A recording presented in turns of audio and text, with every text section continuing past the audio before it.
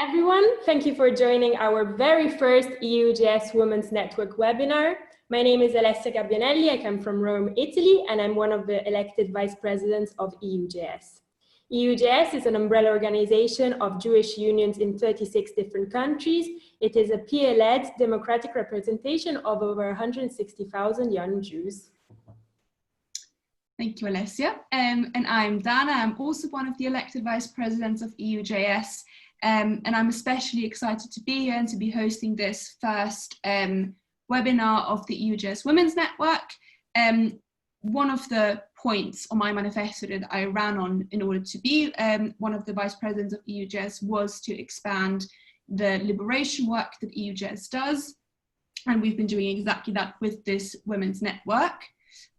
Just to give some background information, we launched the EUJS Women's Network about 3 months ago, pretty much at the beginning of our lockdowns. We had planned to launch this in person, but unfortunately that got cancelled because of the pandemic. But we have been going very strong for the last 3 months. And we are very happy about that. And we've been having a core group of about 10 women who join us weekly, where we've been establishing the network, have been creating our core values, mission, and vision, and are very excited to be hosting our first webinar today, and are also very honored to have Alexa Karolinski with us, and also are very grateful for one of our members, Dalia Greenfeld, for having organized this session. So I will hand over to Dalia now. Hi, I'm Dalia Grünfeld. I'm in Berlin, Germany at the moment.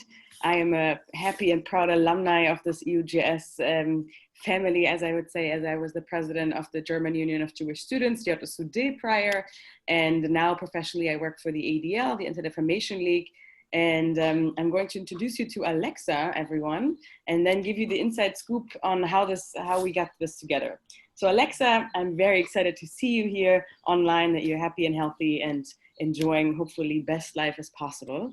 Alexa is from Berlin in Germany. She grew up in the German Jewish community in Berlin, which at the time was recovering and is now a more flourishing Jewish community. But when you were younger, there were not that many Jews and not that many Jewish options for a Jewish life. I think maybe this also has shaped your identity and your way of making movies. So Alexa is a German filmmaker, and her work includes music videos, commercials, film, television, all kinds of things. For example, one of my favorite movies, actually, Oma and Bella, which is a documentary about her own grandmother, Oma in German, and her grandmother's best friend, Bella. And these two women have very different personalities, but they're united because of this trauma of the Nazi persecution. And everyone who hasn't watched it yet, I can definitely tell you should watch it, because it also got her one of the most famous prizes. It's the Grimme Prize at the Berlin Film Festival. So if you don't take my word for it, take the Grimme Prize's word for it, very much worth it.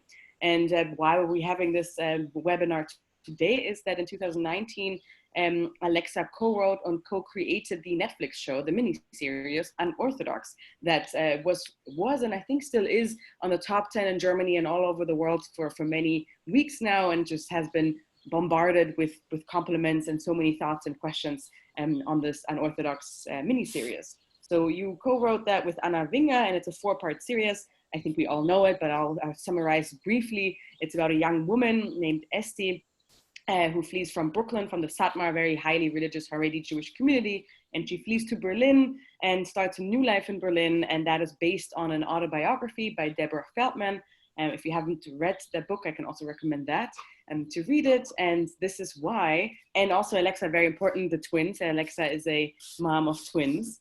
So that's always something that is worth mentioning, I think, to see the full identity of someone, family, life, work, Jewish, feminist, all these kinds of things. So Alexa, thank you very, very much for joining us and doing this today. So the idea how this got together is that Alexa is a great supporter of Keshet Germany, which is the queer Jewish organization in Germany that I'm part of. I'm part of the board, and my fellow board member, Leo, introduced us at some point. And yeah, this is how this got together, the inside. And now we can jump right in, I would say. And I'm very happy that EUJS, and especially this Women's Network, is giving this platform and giving the opportunity to connect the different ideas of young activism, of feminist, women empowerment, Jewish identity, also culture and Jewish scenery with Unorthodox and being one of these Jewish TV series. I don't know if you can call that, but in this sense. So the first question that we want to get into to set the stage maybe is a little bit more of the inside scoop. So Alexa, when you heard about Deborah Feldman's book and autobiography, did you immediately say, I want to make a movie out of this, I want to make a film? How did they get together? How did Deborah Feldman's memoir become your creation or your co-creation of Unorthodox? Yeah. First of all, what a great introduction. Thank you. Basically, no, that's actually not what happened at all. Anna Winger and I were already talking about making a show together, and our relationship is based on, I would say, sharing the kind of world Jewish experience. She's from Massachusetts, grew up mostly around Jewish people. I grew up in Berlin, as you correctly said, from a pretty small Jewish community for obvious reasons. And I feel like that kind of dialogue, plus we're pretty aligned in our politics. And I feel like, you know, that kind of dialogue has led us to wanting to make something together for a while. And as it so happens, Deborah Feldman lives in Berlin. She came to Berlin under very different circumstances than Esti in the show. But she lives in Berlin, and she sends her son to the same American high school than Anna's kids, like as Anna sends her kids. And, you know, Anna would just one day basically said, you know, this mom at my school wrote this book, and she's an ex-Hasid, and she lives in Berlin. And I kind of found it really hard to believe that existed in Berlin. And then I read the book. At this point, I think this was right around the time it got published in Germany. Yeah, and I kind of inhaled the book, and then I met Deborah for coffee, but this was still very much months, even a year or so before we decided to make Unorthodox as a show. It kind of developed out of a friendship and the conversation around Deborah's life in Berlin, and the conversation, I mean, she even published Überbitten, her third novel, before we decided to make Unorthodox. So it was kind of Deborah and her life and her thoughts and views just sort of made their way into Anna's and my conversations until we decided, why not make Unorthodox, but our way, with Deborah's blessing, of course. And so we did.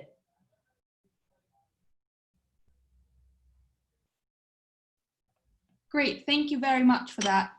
Actually really interesting, because I feel like probably not many people expected that that's how it came about. And then more about like how we all got to see the show. How come that you chose, or did you choose to have the show on Netflix? Did you approach them? Did they approach you? And what was the relationship with Netflix like throughout the creation of the series? Right. So this might not come as a surprise that making a show that's half in Yiddish is not like the sexiest pitch in today's TV landscape. And it's, especially in countries like Germany, where most television is publicly funded, or France, or network television in the US, or whatever, it's you would never have a show in a foreign language. It's through places like Netflix that see their audience more as a world audience, you can have shows that are multilingual. So, you know, it kind of, they were open to this pitch, to this idea that we could do that. And that already was reason enough to work with them, because the alternative, of course, would have been, you know, we wanted to make a show in Germany, and the show was shot almost in its entirety in Berlin, also the Williamsburg scene. So for us, having Hasidic Jews in Williamsburg speak German, the way a German production would have to do it, was kind of a non-starter, right? So, but also making a show in the States where everybody speaks English, for us wasn't that compelling either, because we really wanted to kind of take it this route. And who knows, if Netflix didn't exist, what we would have done. But this just seemed like a really great option. of course, you know, the downside, or not in hindsight, is that we had to make the show really quickly. And so thankfully it all worked out. Yeah. Did Netflix have any requirements on how you should make the show, or was it quite like once you got the space, were they quite open with it? It's not, you know, networks, regardless if it's Netflix or Amazon, like streamers or networks, it's not really about them having exact requirements. It's more just about like their general involvement in the creation or in the development of the show. So Rachel Eggebein, who we worked with at Netflix, was very involved in the writing process in terms of notes, and had a pretty, you know, heavy hand in terms of, you know, they're in a way a little bit like a client as well. You know, we're making something for them to host. So, you know, notes, it's a collaboration, but it's also, notes are to be taken seriously. You kind of weigh it in. It's like, you know, that's how it usually is when you work with a network as well. And then in the production, on the production stage, they weren't very involved, but then again in the edit. So it really is a collaboration, I guess you could say. Hi, my name is Angelica, and I would like to know, what audience did you aim at reaching with this production, and how did it differ from what Netflix had in mind? And last but surely not least, why do you think the show ended up being as successful as it is?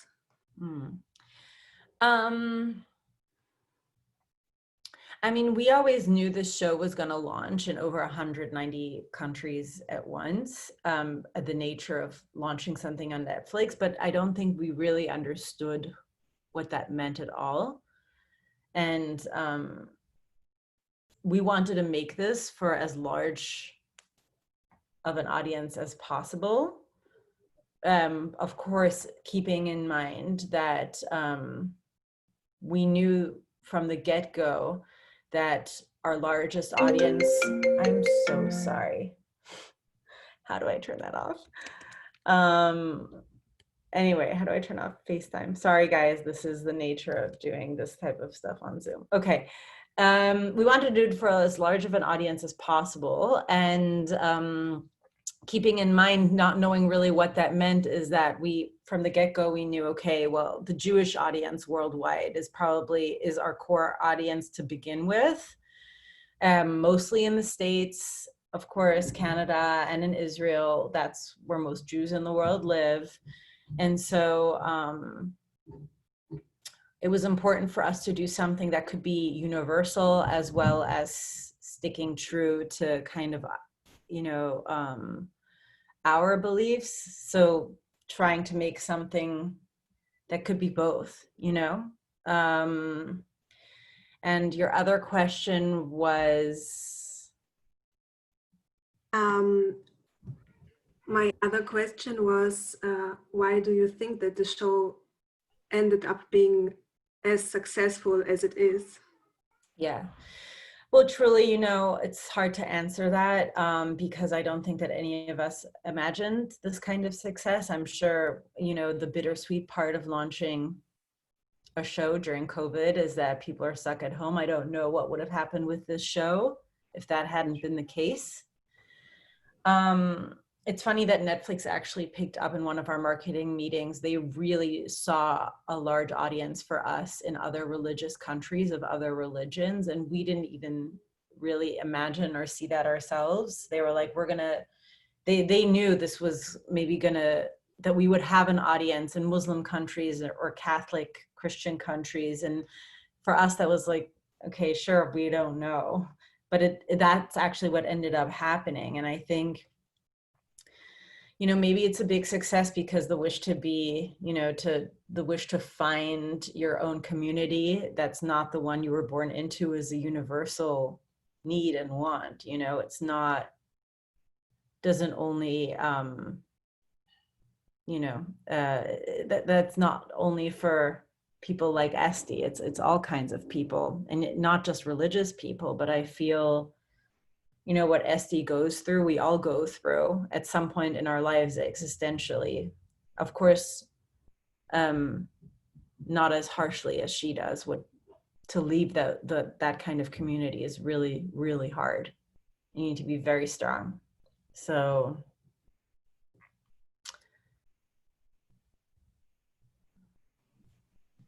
hi, my name is Lior, and my question for you is the one, how do you respond when confronted with anti-Semitic stereotypes by people who have watched the show, especially by those who have had little to no prior knowledge to Judaism? Well, it's really interesting because I do have to say that the main attacks towards the show have not been of anti-Semitic nature. They've mostly been by Jewish people, and they're mostly inter-Jewish critiques. And of course, often inter-Jewish criticism often comes with this will help anti-Semitism argument.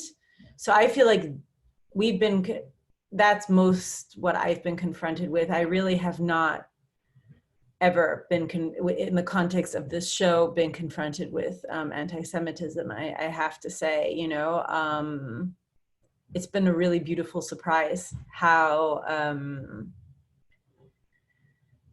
much it's created like a really constructive dialogue between the religions, between, you know, so yeah, I don't know why most criticisms has come from like middle-aged Jewish men, but that's what has happened.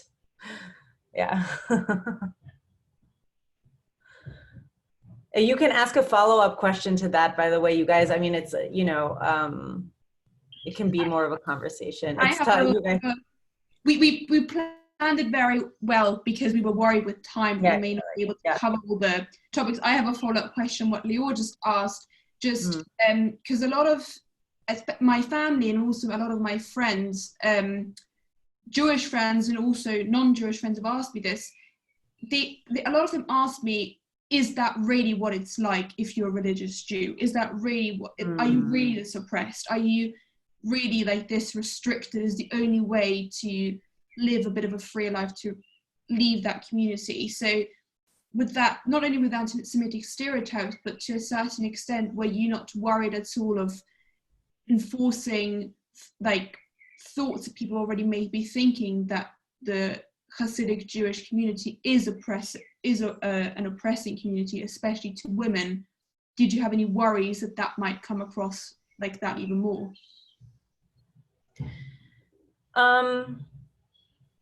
No, to be completely honest, I really wasn't worried about that, and not because out of ignorance, but because we were really well prepared, and every decision we made in this show, we made with research. And, you know, it's kind of, I don't really believe that Jews are a monolith.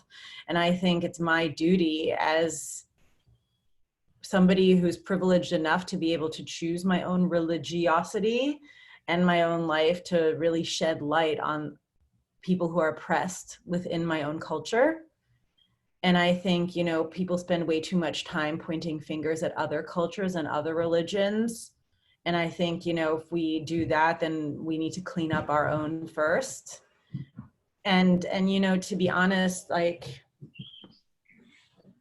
if people think that all religious people are oppressed because of this show, all I would say is, if people say that, it'd be like, you know, anybody smart, or, you know, if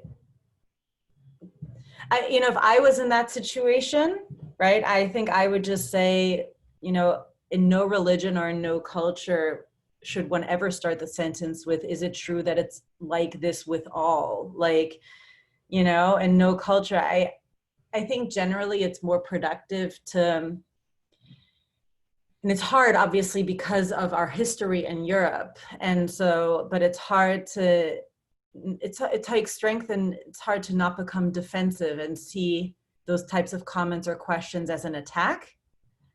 I think it's just, you know, it's really an opportunity to be like, well, to actually accept and kind of to also publicly say, you know, yes, we actually really have our own problems within our own culture. But I also have to say, as a secular Jew, I don't really see it as my responsibility to take responsibility for what happens within the more extreme parts of this religion or this culture. I really don't see myself as part of that.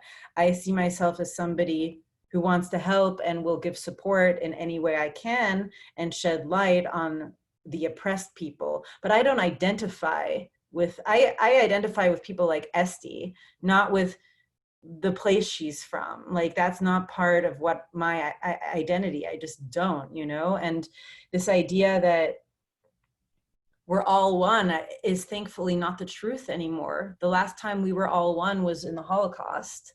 And I don't think that I just don't think that that's a very healthy way to deal with trauma.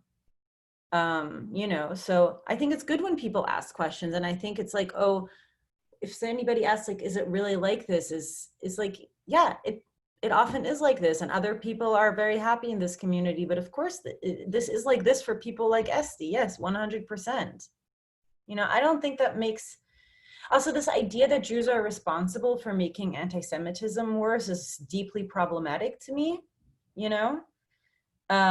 It's just like, you know, if Trump gets reelected in November, it's not because stores are being looted right now, you know? This idea, I mean, I live in Los Angeles in the Fairfax district, so I've actually just come out of like a really horrific weekend of witnessing what's happening here in the US right now. And, you know, it's kind of, minorities are not responsible for the hatred and discrimination that goes against them, just not, you know. But I speak about minorities, so, you know, this is very different than, let's say, when we talk about the Middle East conflict, right? So in Europe, Jews are a minority, you know, and yeah, and in the States and whatever, yeah. Thank you. I think that's quite a, yeah, that was quite a big topic that I was especially approached by. Yeah, and this is, by the way, a really important thing to talk about, you know. I really see, you know, I'm just going to say this because this has really been on my mind all weekend.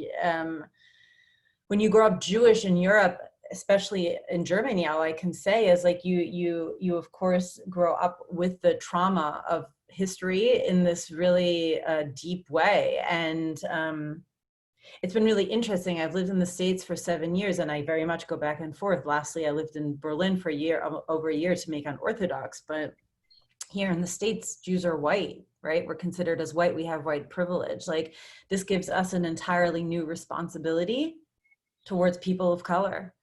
So I think, you know, the inter-Jewish dialogue has to shift a bit as well. Yeah, that's my 2 cents about that.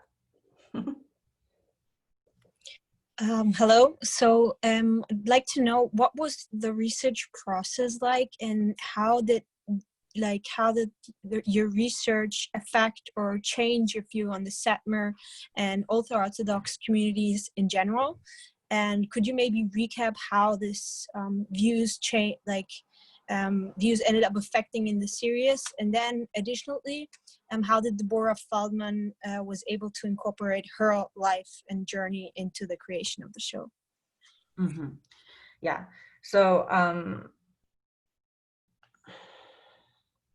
okay, so I'm gonna actually start with Deborah for a second.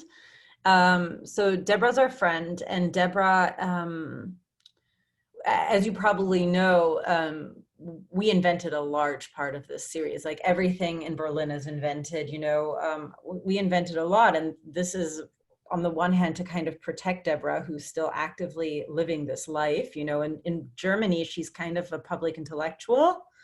So, I mean, when I go for coffee with her in Berlin, she gets recognized on the street. It's kind of, she's a celebrity there in culture. And so I think it was really important for us to protect her and her son and her life by changing it. Plus, when you externalize a character in a memoir and take them out of their head, which you have to do, you kind of need to create other characters and things for them to do.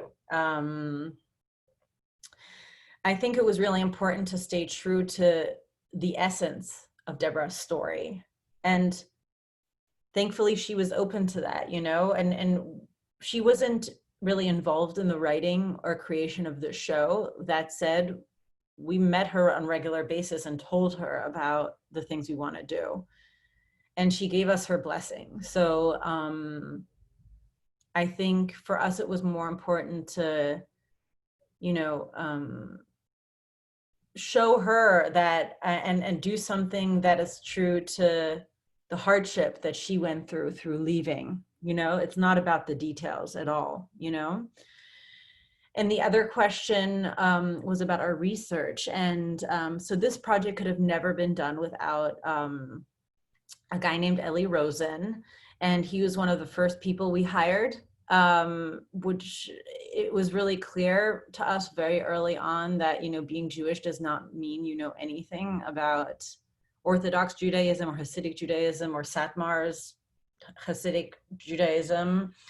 And so we kind of hired him as we knew he would eventually translate our scripts and act as a voice and dialect coach for our actors, but also kind of our Hasidic consultant on everything cultural and religious. Of course, you know, people like who are that religious, every little thing they do in the day is a ritual and has a rule. So this went far beyond anybody in Germany being able to really do. Plus, we needed somebody who wasn't actively religious because we shot this in summer and we weren't, you know, people walk around in shorts and t-shirts and we shoot on Friday nights and God knows what, you know, we needed somebody who,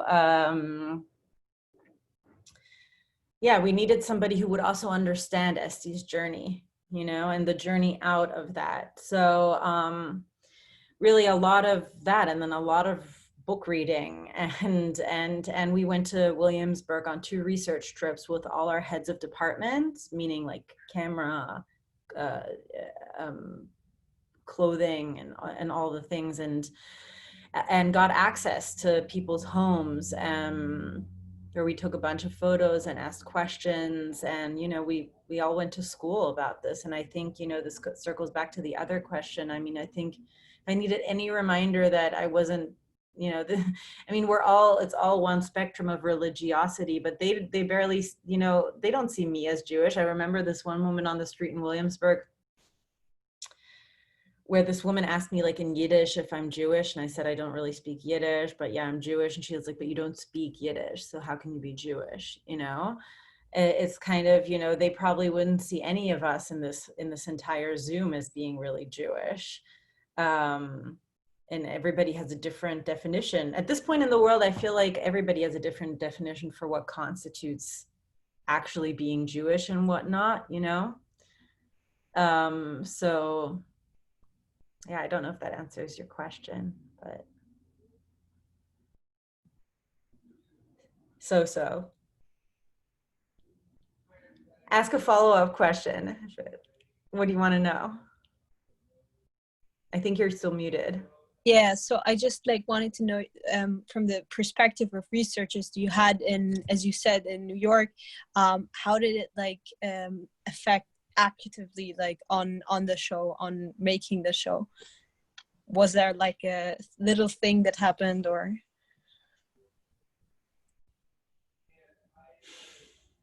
I mean, everything it went into the show. I mean, of course, one thing that was really wonderful to see is that it's not really black and white, and that it's not really you're in or you're out, right? It's all these people live in between the communities. Like we met this woman who, her and her husband secretly sometimes go to bars, but they still live this life, you know, and it's painful, but at least I was like kind of happy for them that at least as a couple, they do it together.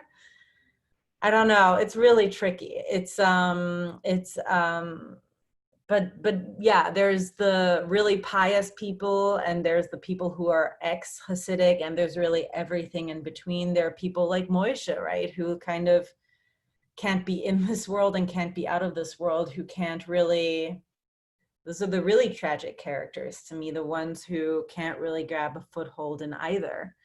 It's yeah, that was really the extraordinary part of the research trip. And again, like went into the creation of Moishe, right, who's not a real character, like who's not based on anybody in the book.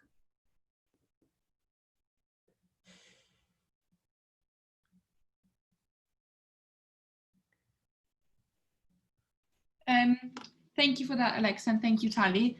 I guess since we're already a little bit on the topic of the characters and how you built them, so we know that you yourself, as you said, you are from Berlin, but you now live in the US, and you've been going back and forth a little bit. And is there any, and if so, to what extent do you think your own experiences as a Jewish woman who lives between Germany and the US, was that reflected in the series or in any specific character, if at all? Yeah. Well, of course. I mean, you know, the idea of the ghosts of Berlin and the trauma that the city holds is something that I grew up with, right? Like scenes like in the first episode at Wannsee or at the playground in episode 4, you know, these are thoughts that I feel like most Jews who live in Berlin have had at some point, you know, when you grow up in a city that was the capital of Nazis, of Nazism, you know, that's where it happened. And so the trauma is kind of everywhere, and for sure. But I also have to say, and this is where it was more about staying true to Deborah as well, and Deborah's experiences. You know, Deborah found freedom in Berlin and not in New York City. And you know, making Berlin a kind of refuge that's also quite romantic and shown explicitly in the show as romantic is, of course, the way Esti sees the city, you know?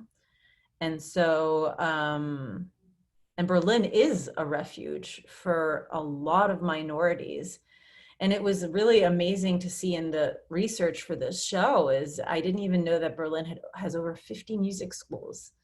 I mean, it's incredible, right? And the music school in our show is inspired by the Birnbaum Said Academy, right? That really does have a program for students that come out of war-torn countries, or really, you know, music students from all over the Middle East, of all religions play, you know, music together. I mean, the post-colonial dialogue that is happening at the Birnbaum Said Institute is so much more advanced than anything else I've seen in Berlin for young people. So that was it. That was really the inspiration for the music school, for example. So, you know, for me, this all goes into one thing. It's not, you know, the trauma of that time. It's alive. It's everywhere. You know, being Jewish and being a woman in this world and being a person in this world, it moves into each other. It's all connected.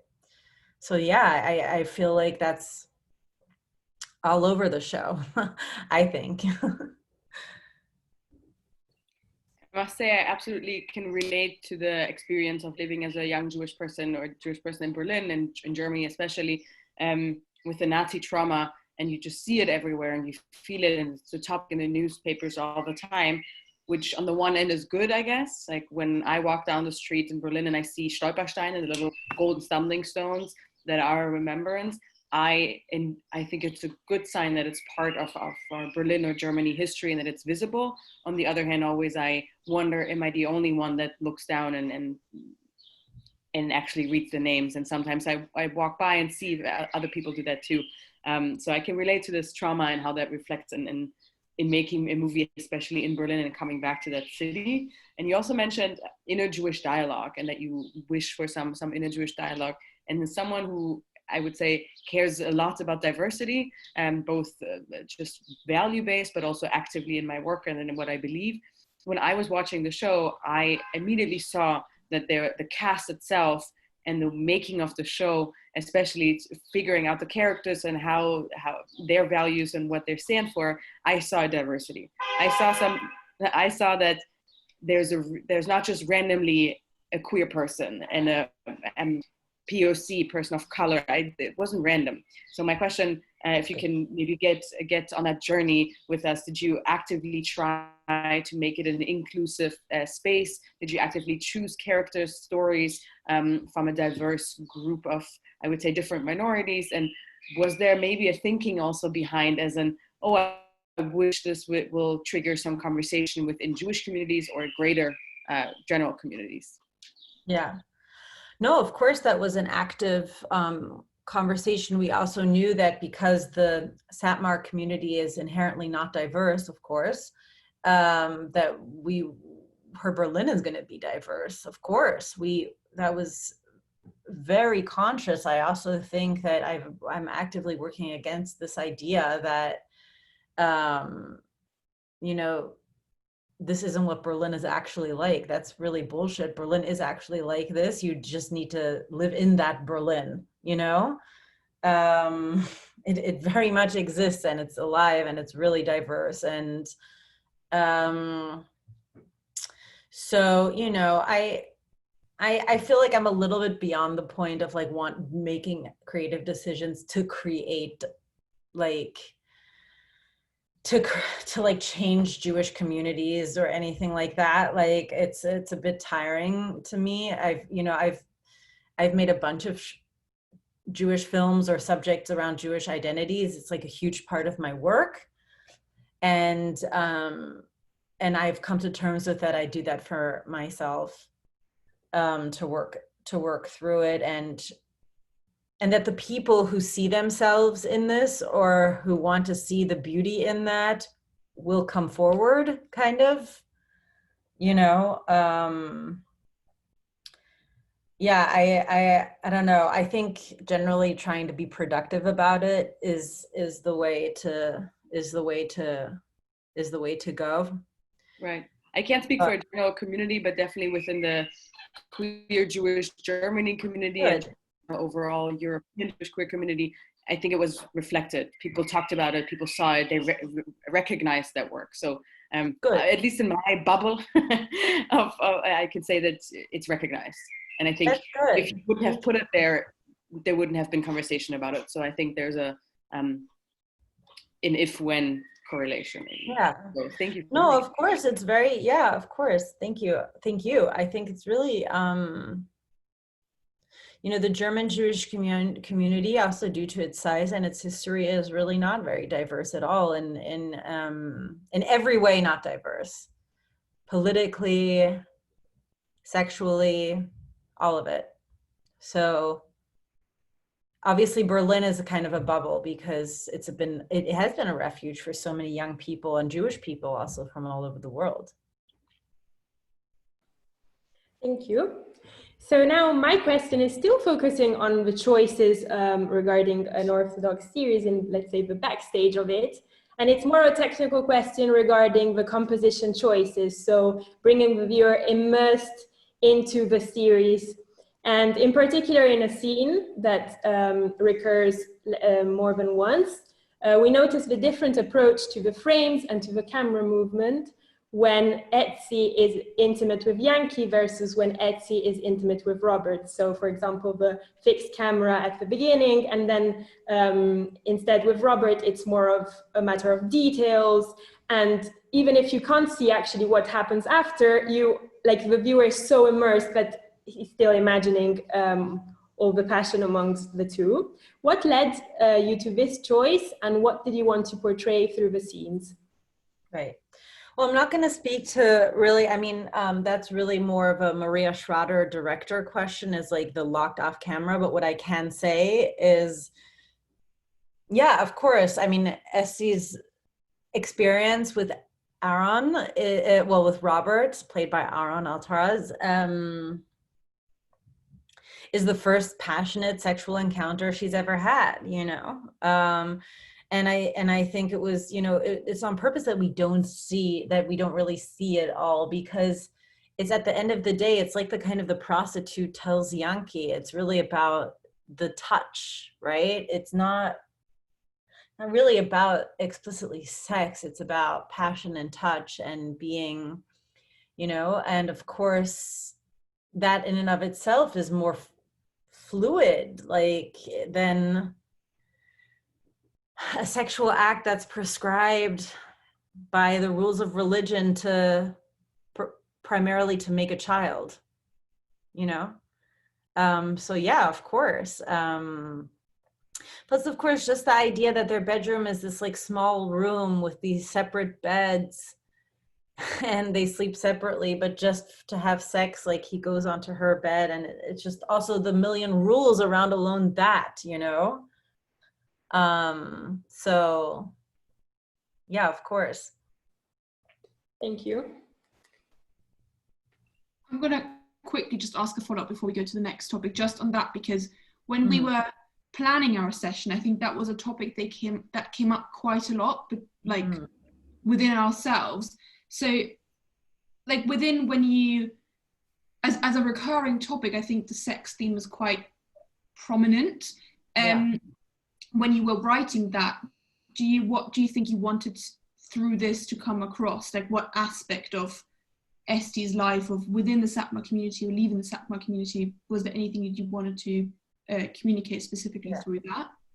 Well, of course, you know, this sex is a really big theme in the book Unorthodox. And of course, the time span of the book is very different. You're with Deborah she tries to get pregnant for over a year.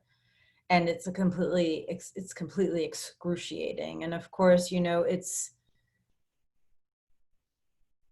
abusive, right? There's no other way to put it, right? What happens to women, right, who can't get pregnant or who complain, and like the sexual act in and of itself becomes something abusive. And yeah, it was really important to highlight that in the show, because that's how oppression of women often manifests itself. It's via sex and your body. And so it was extremely important to show that, you know, and to make that a real theme.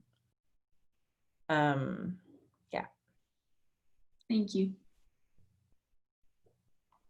Hi, I'm Natalie. Thank you so much. It's been super interesting so far. You've mentioned you work a lot in general around Jewish identity, but also that you don't necessarily identify with the Jews that you're portraying, for example, the Satmar community that you mentioned earlier. So to what extent are you letting go of your own beliefs and perceptions of Judaism to immerse yourself into a production? And where are the contradictions within your own values? Yeah. Well, I have to correct this a little bit. It's not that I absolutely don't identify with anything. There's one thing that brings me together with the Satmars very closely, and it's the trauma of the Holocaust, right?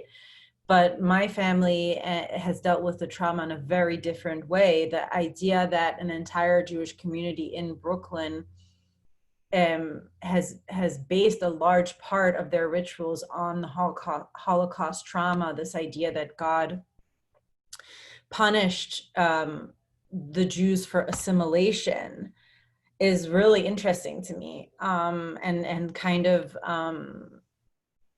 course, as somebody who grew up in Germany and who has, alone for my looks, never been able to truly assimilate, is kind of is an interesting thought. And it of course, I mean, that's where it gets gray, and that's where it gets interesting, right? And that's a big part of the conversation. Like, you know, Bubby crying in episode 1 is of course something I feel, right? That's like my grandmother. Or, you know,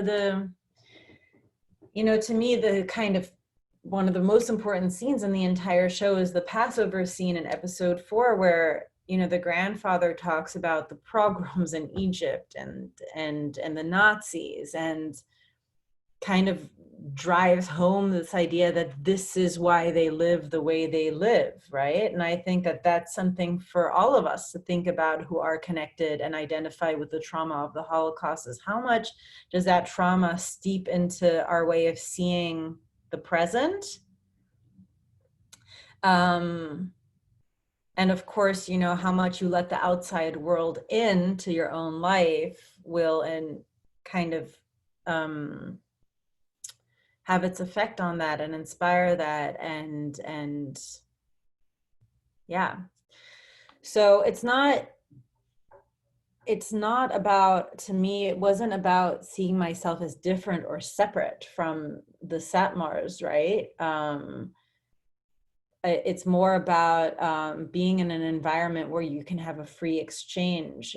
And, you know, I grew up in a way where I was able to be educated, and I went to university, and I, you know, in that community, women don't have those freedoms. So of course I can't identify with a structure that doesn't give women the possibilities to do exactly what we're doing right now. You know, and even though I understand where it comes from, and it comes from a trauma and a pain, that still doesn't make it okay, right? Of course. I mean, thank you so much. It's interesting because for that clarification, because identity is so nuanced, and of course, if you hadn't have gone back into that detail, it shows how you can be the same and different at the same time. But even though you've explained you can identify in some ways, were there some aspects of the show and of the narrative which you felt contradicted your own beliefs or your own perceptions? What do you mean by contradict? Like, what do you mean? Do you mean what we see on screen? Like, did I make any choices in the making of this show that contradicted what I believe in? No.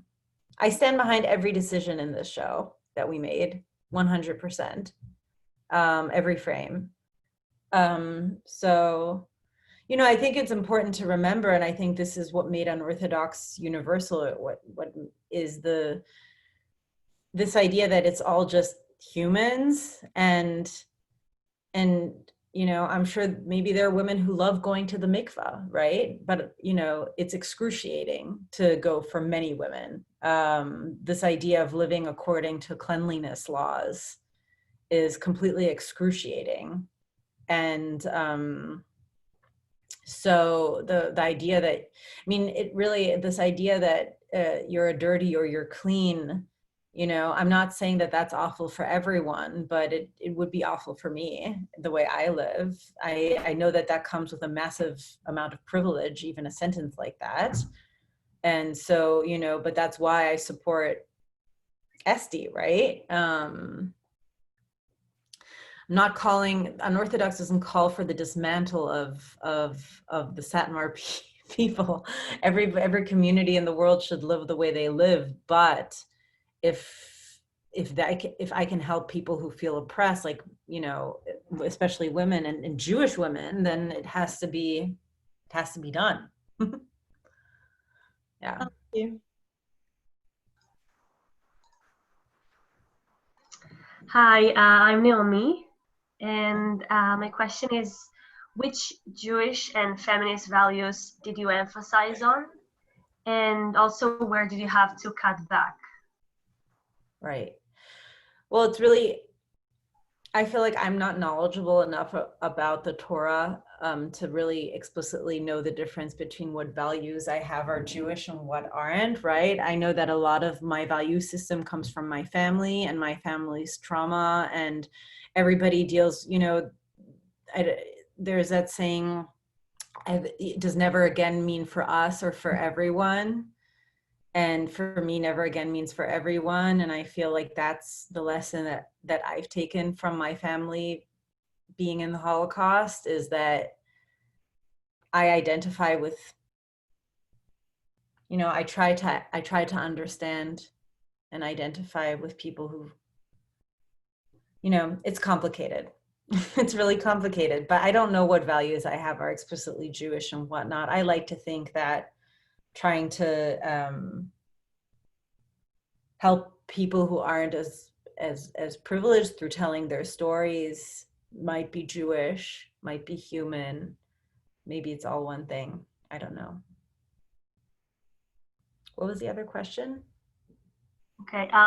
Well, where did you have to cut back on those values? Also,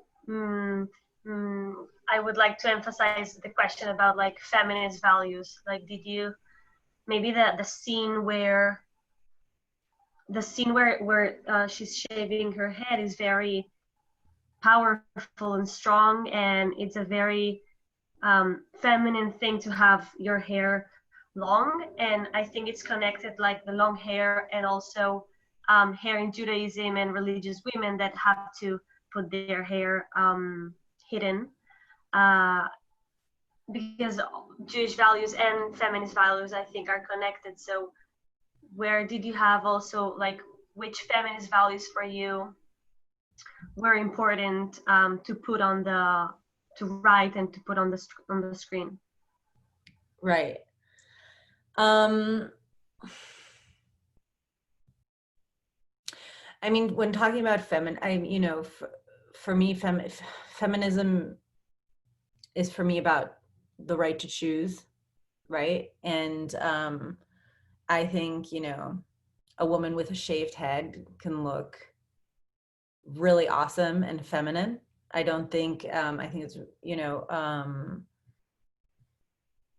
the act of shaving head is, to me, it comes of a double nature, because to me, it symbolically reminds me so much of women getting their hair shorn off at Auschwitz, at Birkenau, that it's like it doubles down on the trauma in this really symbolic way that's so insane. And of course, it's actually, and that's something that I've been like, when people are like, oh my God, I had no idea Hasidic Jews shaved their head, right? It's like important to say, not all Hasidic Jews shave their heads. It's very specific communities and sects that do that, the Satmars being one of them. And it's actually a tradition that was born after the war. So on some level, it's wild that I do believe the Holocaust trauma actually went into that rule.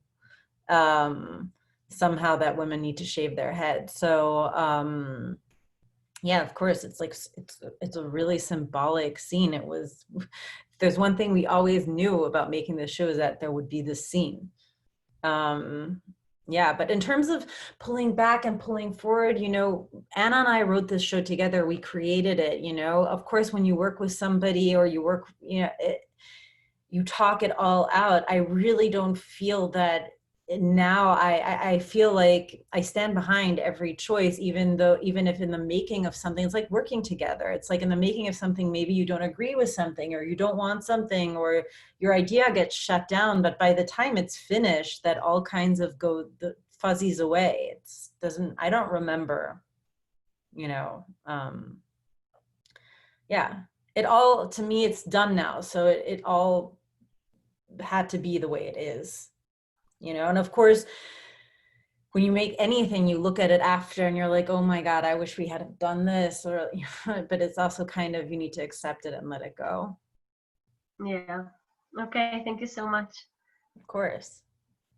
And this concludes our questions coming from the EUJS Women's Network. So slowly, question by question, you saw some of our faces. And now we also gave the opportunity to the audience viewing us on Facebook to ask a few questions. And we received two that are very similar, so I'm going to merge them. It says, hi everyone, I love the show. Mazel tov to a great production. Since lockdown, many Jewish centers invited speakers on Zoom to discuss various different topics, one always being unorthodox.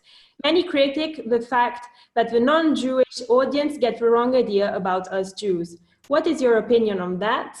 And then linking to that, the second question was, some fellow students read anti-Semitic tropes into it. For instance, the Israeli figure was so critical of Esti and her religious background. Is it an anti-Semitic trope that Israelis are critical, that an Israeli girl can be critical of Esti's religiosity? Is that an anti-Semitic trope? Seriously, I mean that genuinely. What do you think? I don't know. Okay, I mean, I can also talk if you want, but I'm just like, I don't know. I think I obviously can't answer for Alessia, but I think what was quite prominent to me, and I assume is what was quite the intention when you put Yael in the personality that she's got, is that people, I think, as you talked about growing up with trauma, I grew up in Austria, which is probably quite a similar experience to growing up in Berlin. Growing up, we have the Stolpersteine everywhere, like it's a very similar experience. And I think, I mean, on one hand, there are people who believe anti-Semitic things, which are just in general, all Jews are horrible. But then also, I think there are some people which, I mean, they say this to themselves, and then it's for other people to judge how wrong on what level that is. But they would say, I'm happy for Jews who are assimilated and they look like me and they can do whatever they want. But this other sector of Jews, which are Hasidic and especially like a Satmar community, which are so oppressed, they are doing it wrong and they're doing life wrong. And I feel like with having that opposition between Yael, who is very assimilated, she comes from Israel and she's very liberal and she's very open, and she doesn't even say she's Jewish, she just says I'm from Israel, and her name is Yael, which is quite obvious a Jewish name, opposed to Esti, who's grown up in such a bubble.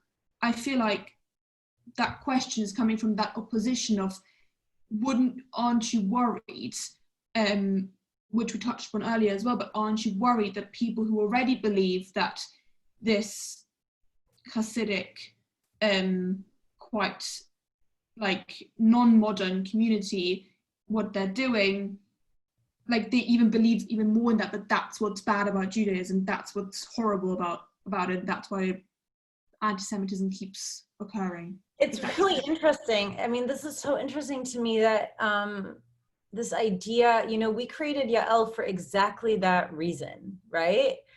Yael is there to show, that not all the Jews on this show are religious, and Yael is exactly the counterpart. She's an Ashkenazi Jew who like pulls off her clothes and runs into the lake and plays violin in a club. Like, she stands for a very different kind of woman than Esti, and it's exactly that lack of that. It's curious to me. They're both characters in a show, right? It's curious to me, and this is something that maybe only Jews would have picked up on, but Vivian Dropkin, the piano teacher, is also a secular Jew. We never explicitly say that, but Dropkin, it's such a Jewish surname in the United States. She's also a secular Jew. But of course, that's the thing, is like Hasidic Jews, or not Hasidic Jews, but Satmar Hasidic Jews, would never see Vivian Dropkin as being Jewish. That's why they call her Shiksa piano teacher, right? Because I'm a Shiksa too to them, right? So again, yes. And the anti-Semitic stereotypes, okay, this is really complicated, guys, because I have to say that, I don't know, I've studied anti-Semitism and the origins of anti-Semitism my entire life. I've read Hannah Arendt up and down. Like, it's kind of, if we can't tell our own stories, like, this show was written by two Jewish women, right? Basically all Jews are played by Jews, which is a first in German production. And I think, I don't know. I think people who want to talk about their fear of anti-Semitism because of things like Unorthodox really need to evaluate their own trauma and like what they're focusing on. I have to say, like, and I'm not even just saying this as the creator of this show. I'm saying this like as a German Jew. It's we need to spend more time looking at ourselves as a Jewish community and as Jewish communities than constantly like using the fear of anti-Semitism as a foil to not deal with what's wrong or up in our own communities. That's all I can say about that. And I really stand by that. And I'm happy if anybody wants to come at me with like a specific Jewish stereotype or a conspiracy theory that they see portrayed on the show, like, let's unpack that. I'm happy to unpack that. Like, I've been unpacking this shit my entire life. Like, sorry, now the swearing's coming out. But yeah, it's absurd to me, honestly. No, honestly, and I have to say, most Israeli productions that deal with Orthodox people or ex-Orthodox people are so much harsher than this. You know, this could have gone in so much of a harsher direction. Like, we show people who are very content in this show, and I'm speaking directly to whatever who asked that question. Like, we show, you know, even Esti is psyched to get married. She's so happy at her wedding, right? She really believes that this marriage is going to fulfill her and make her happy, right? Like, you know, we purposely made Yankee, her husband, a full character who struggles with his own. He is also a victim of the way he grew up. You know, it's complicated. You know, Moishe is maybe villainous, but Moishe is actually the most tragic person in this whole show, right? Because he can't live in or out. You know, he's the sad, tragic character in this show, you know? I feel bad for all the Moishes of the world. Yeah, I think that addressed it probably quite well what you just said, because yeah, again, like, I personally also, I'm quite an optimistic person, and I always say, like, I walk into a room and I assume everyone's good unless they prove me otherwise. So I personally wasn't that worried about it, but a lot of people surrounding me were like, that was the first thing about, like, promoting anti-Semitism within that. And I think you're completely right in saying we need to ask ourselves, therefore, like, what are we afraid of and why do we hide behind this? Because that came across beautifully, like how happy Esti was at her wedding, and how much of a, like, I personally always viewed Yankee as a good man. Like, he tries so hard to do everything right.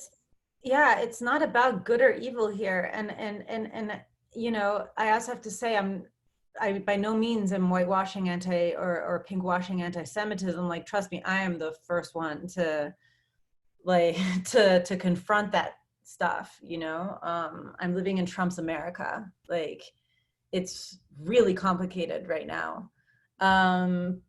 But it's this show is not, it's just not. And again, somebody wants to come at me with specific things that they see, but if it comes from the fear of being perceived as bad, then we need to get in touch with that fear, you know, that where that comes from. And this idea that, like, we, you know, the Jews in the 30s, like the Eastern European Jews who came to Berlin, it wasn't their fault that Hitler was elected. Like, and so on and so forth. It's not people of color's fault that Trump is president, you know. Do you think, with what you just said and in light of what's been happening the last few days, do you have any opinion or idea of what the role of Jewish people should be in tackling racism, and especially in Trump's America as it is right now? Yeah, 100%. A is like, don't vote for him, and understand. I mean, I don't know if there are any Americans in this or whatever, but to me, it's kind of, to me, it's just completely obvious that it's a pure ignorance and paranoia and trauma to think that somebody like Trump would be good for Jews. And it's just this idea that, I mean, I will always, because of my family's history, want to side with people who feel oppressed, and understand, and try to understand, and try to accept as well that my way of life has maybe also contributed to the evil as somebody white. You know, that's a hard pill to swallow for all of us, because I think Jews, because of our history, have identified with being victims of oppression because of Jewish history. But the truth of the matter is, we're white as well, and we, you know, and synagogues have been shot down since Trump has been elected president, you know. It's, you know, Jews marched with Martin Luther King in the 60s. Like, it is as being a minority that has white privilege, we have a massive responsibility, even if it means fighting with other Jews, by the way. Like I see almost like currently that's my biggest you know, challenge is actually fighting with other Jews, fighting with, you know, Jews of the older generation, like who are politically extremely conservative still and who are steeped by trauma. Like it is my job as a younger person who has a more diverse group of friends to like educate our parents and our cousins and whatever, you know? Totally, totally agree. To end up this webinar, we're curious to know what's coming next. Like, are there any projects you're working on already? Is there something you can spoiler us? We're very curious to know. Yeah, I'm starting some new things, but it's super early days. Very early days, way too early. Also, I'm like living in like LA is still in lockdown. Despite protests and riots, we're kind of still in COVID lockdown.